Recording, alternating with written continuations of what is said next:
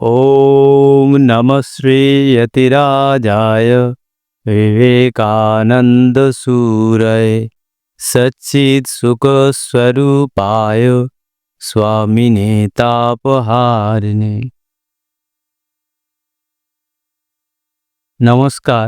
সেবাতীর্থ Ramakrishna mission আশ্রম সারগাছির YouTube চ্যানেলের পক্ষ থেকে সমস্ত দর্শনার্থী ভক্ত অনুরাগীদের হার্দিক অভিনন্দন, ভালোবাসা ও শুভেচ্ছা জানাই। স্বামী বিবেকানন্দের কর্মযোগের অনাসক্তি পূর্ণ আত্মত্যাগ এটা চলছিল। সেখানে স্বামীজি বলছেন, এই জগৎ আমাদের ভোগের জন্যই সৃষ্টি হইয়াছে। এই অতি দুর্নীতিপূর্ণ ধারণাই আমাদিগকে বাঁধিয়া রাখিয়াছে। বাঁধিয়া রাখিয়াছে মানে আমাদের বন্ধনের মধ্যে ফেলে রাখে। এই ভোগের জন্য নয়, এটাই বলছেন। তাই বলছেন যে জগৎ আমাদের জন্য নয়, আমাদের ভোগের জন্য। লক্ষ লক্ষ মানুষ ইহ জগৎ থেকে চলে যাচ্ছে, আবার লক্ষ লক্ষ মানুষ সেই স্থান পূর্ণ করছে। চলে যাচ্ছে না, মারা যাচ্ছে, আবার সেই স্থান পূর্ণ করছে। যতখানি আমাদের জন্য জগৎ, যতখানি আমাদের জন্য ততখানি জগৎ, আমরাও জগতের জন্য ততখানি। এইটা হচ্ছে কি যে আমরা ভোগের জন্য, আমাদের কর্মজগতে আমরা এসেছি, আমরা কর্ম করার। সেই কর্মটা কি না, সেই কর্মটা স্বামীজি বলছেন যে, বলে যাচ্ছেন পরপর যে পরহিতায় জীবন পাত করা, এটা এই কর্ম। তাহলে পরহিতা মানে কি? সেই যে কাকে করো, পরহিত মানে জগৎকে সাহায্য নিতে হবে। সেই ক্ষেত্রে আমাদের ততটুকু দরকার।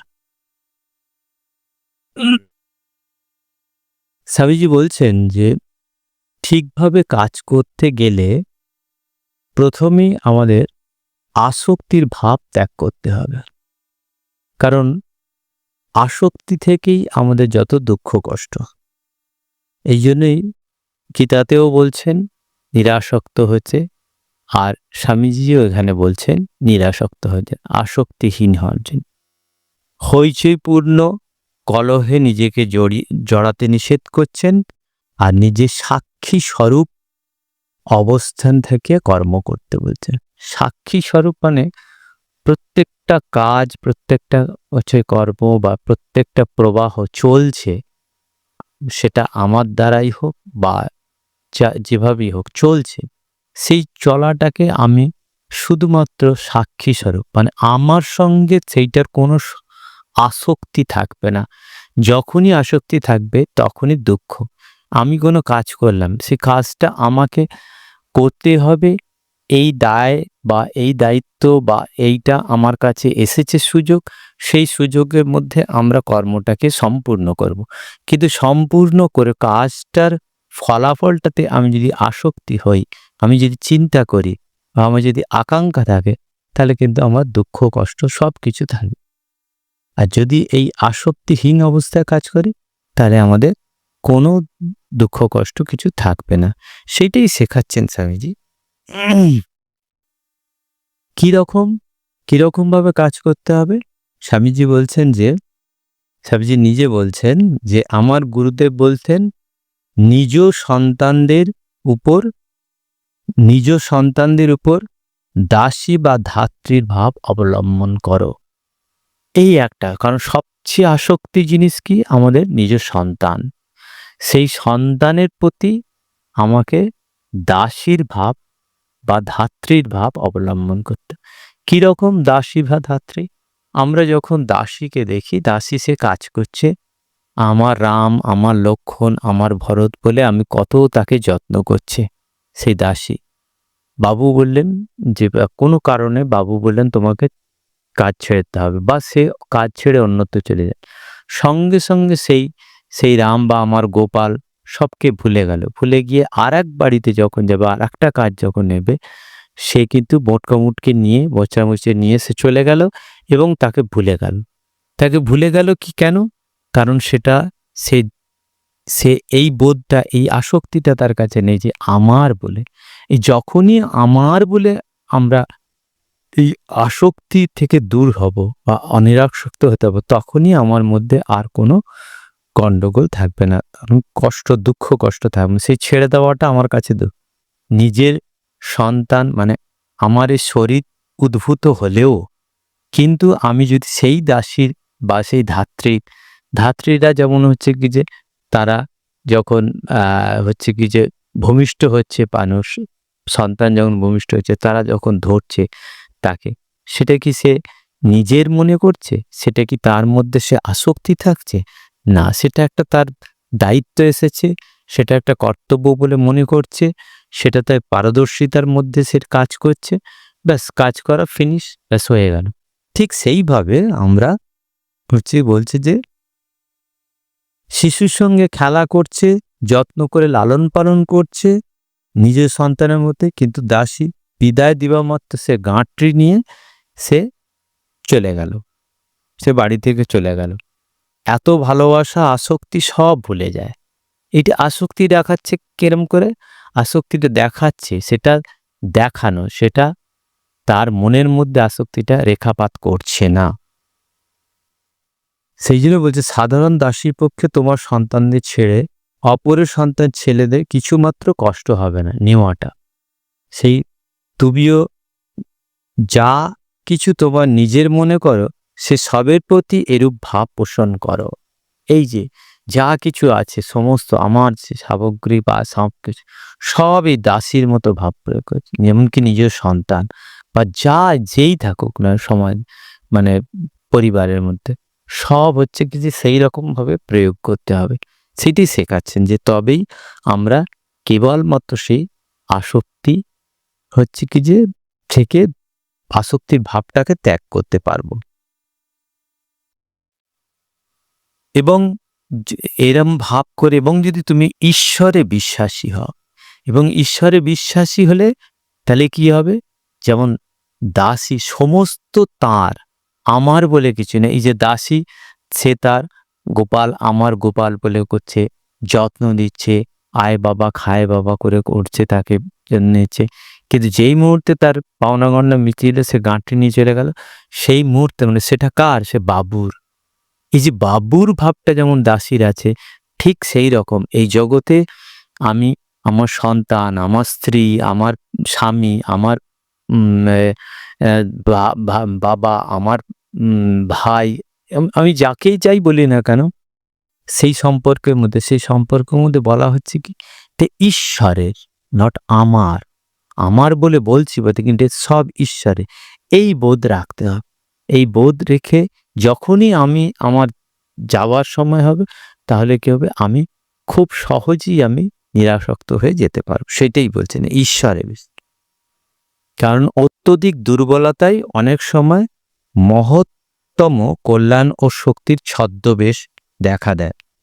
আমার উপর কেহ নির্ভর করে এবং আমিও কাহারও উপর করতে পারি, এরূপ চিন্তা করে অত্যন্ত দুর্বলতা।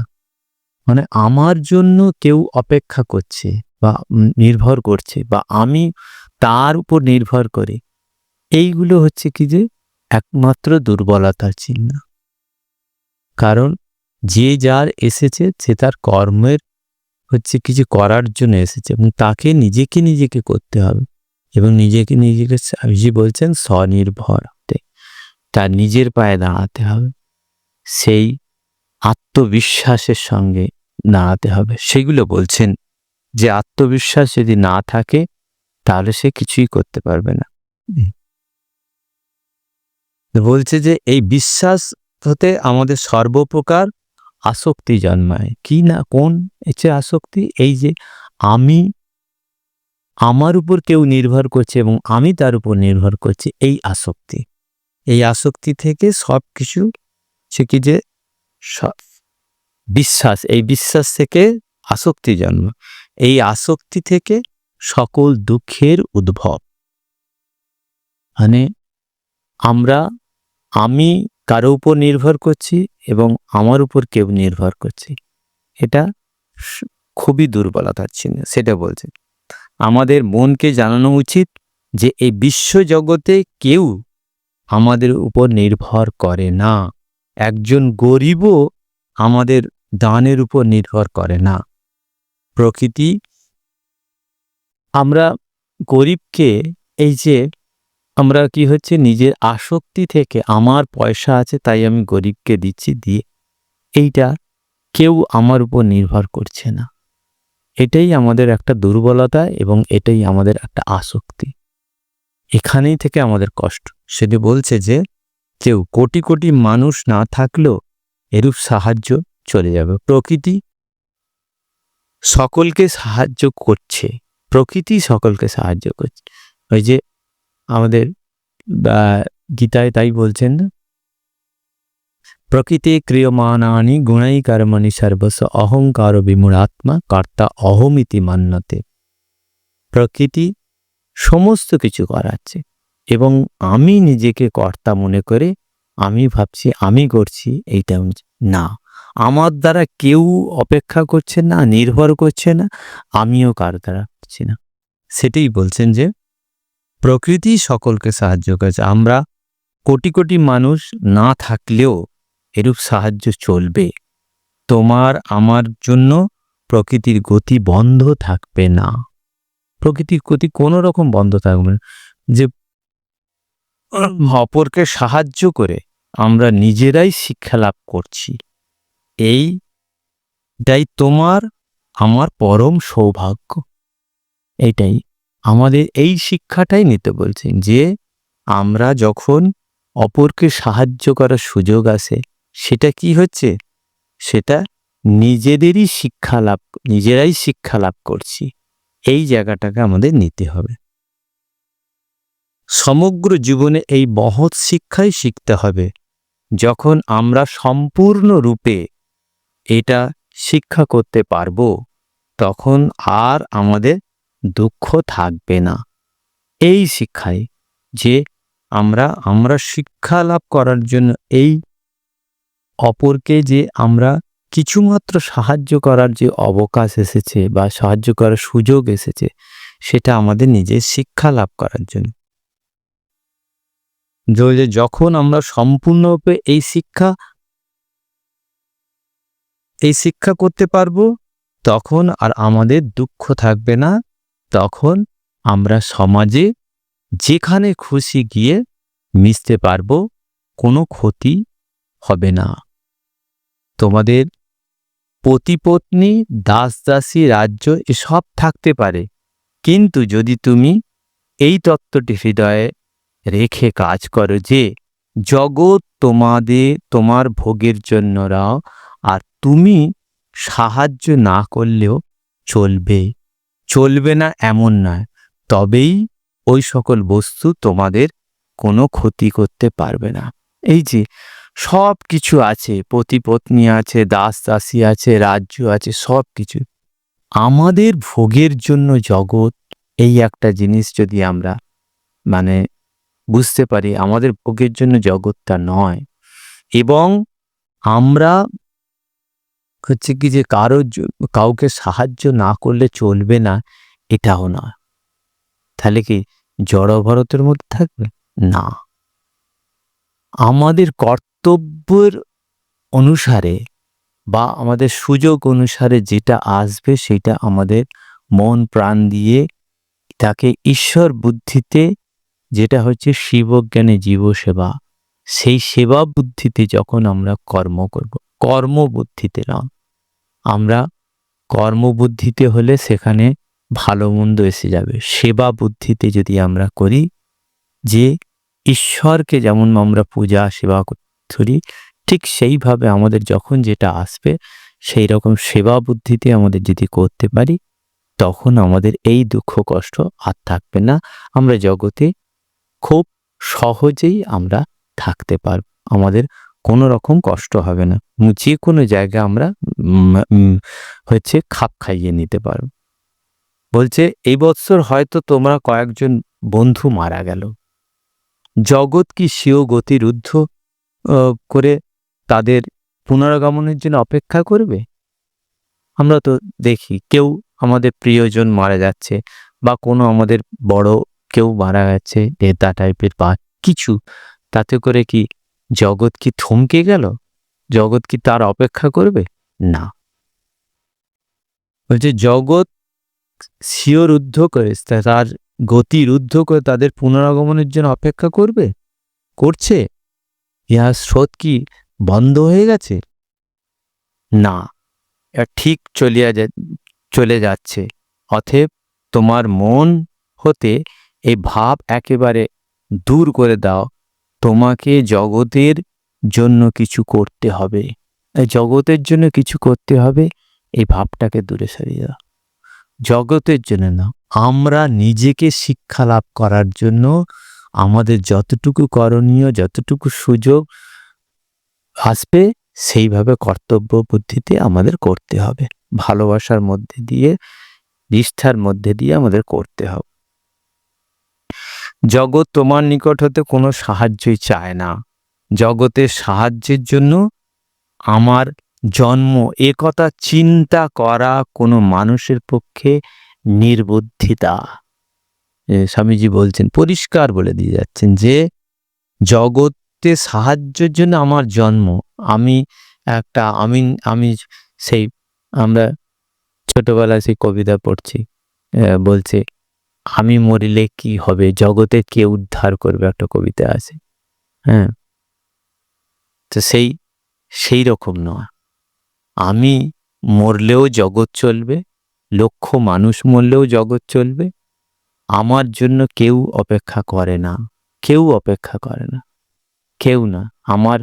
আমি না থাকলে ও গোপালের কি হবে, আমি না থাকলে ওর কি হবে, আমি না থাকলে ভাইটার কি হবে, আমি না থাকলে মেয়েটার কি হবে। কেউ কার জন্য কিছু অপেক্ষা করে। জগৎ তার স্বগতিতে চলতে থাকবে, কারণ ওই প্রকৃতি ক্রিয়মান আনি, প্রকৃতির দ্বারা সব কিছু তার ক্রিয়াকর্ম চলতে থাকে।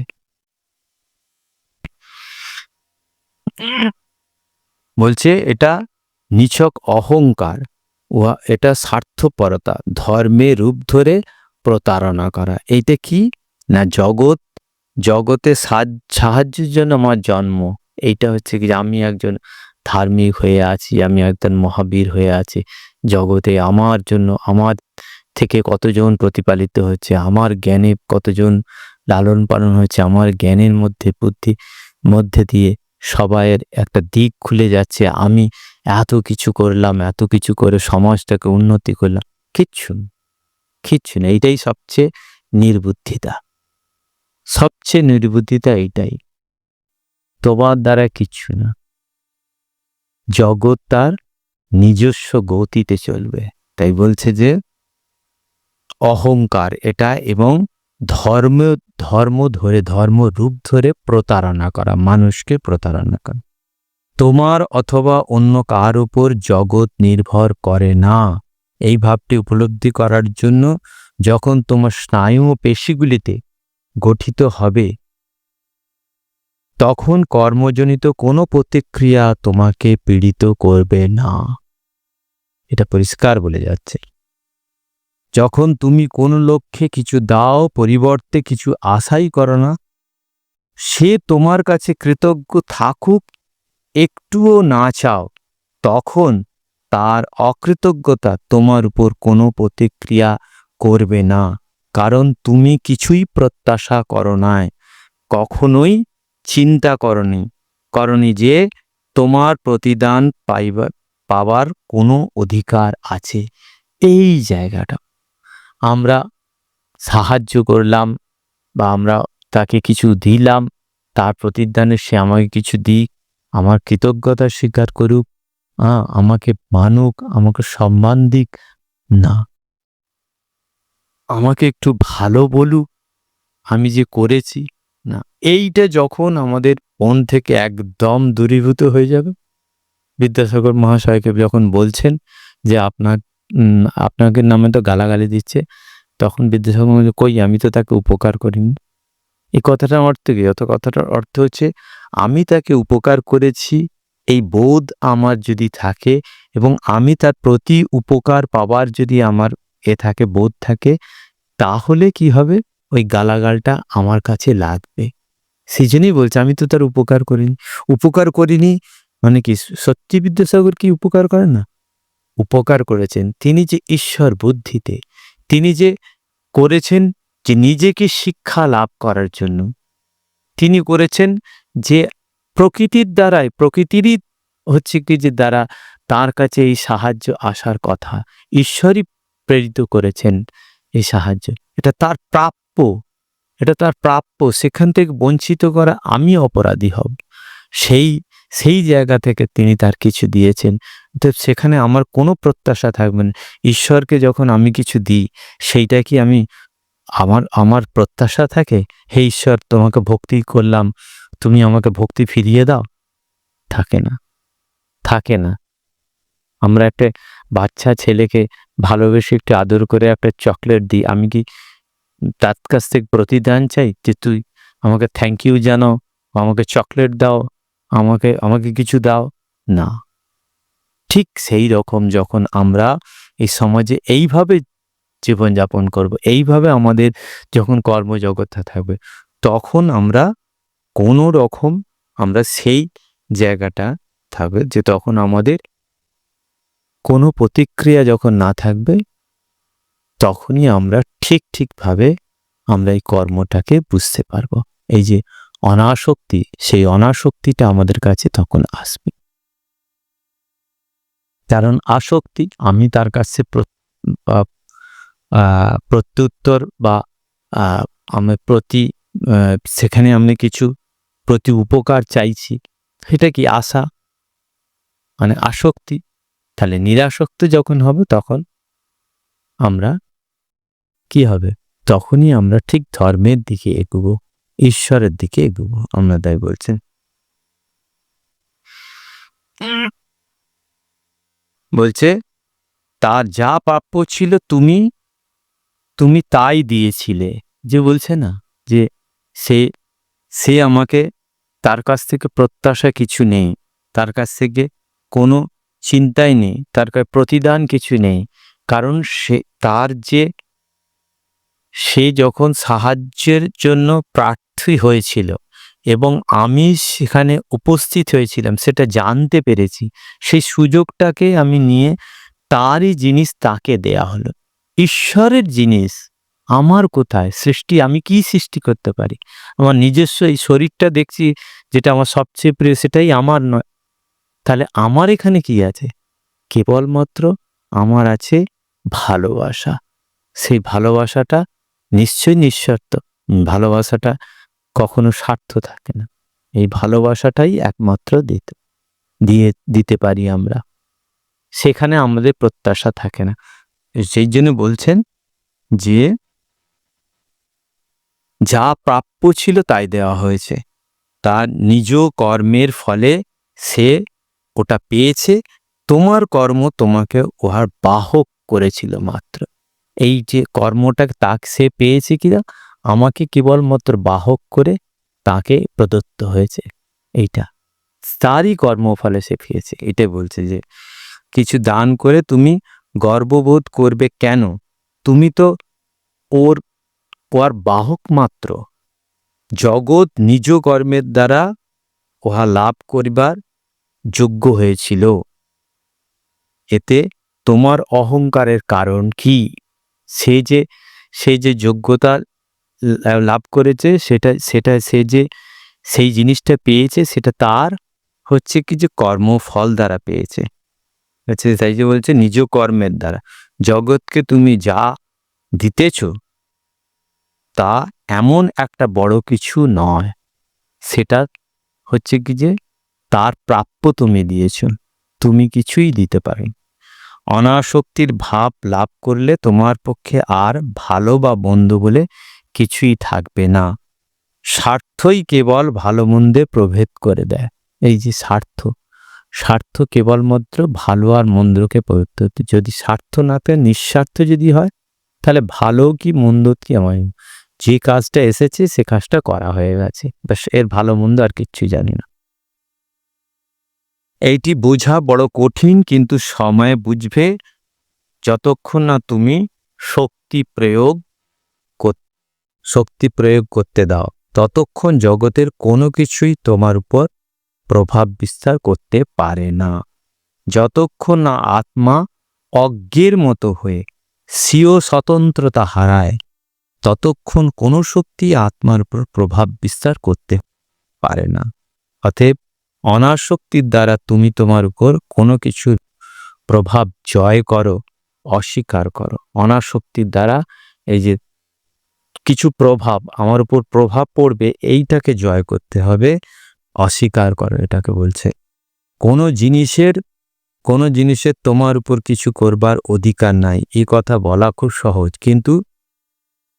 কিন্তু যিনি বাস্তবিকই কোনো শক্তিকে তার উপর কাজ করতে দেন না, বহির্জগৎ তার উপর কাজ করলে যিনি সুখীও হন না, দুঃখিত হন না, সেই ব্যক্তির প্রকৃত লক্ষণ কি?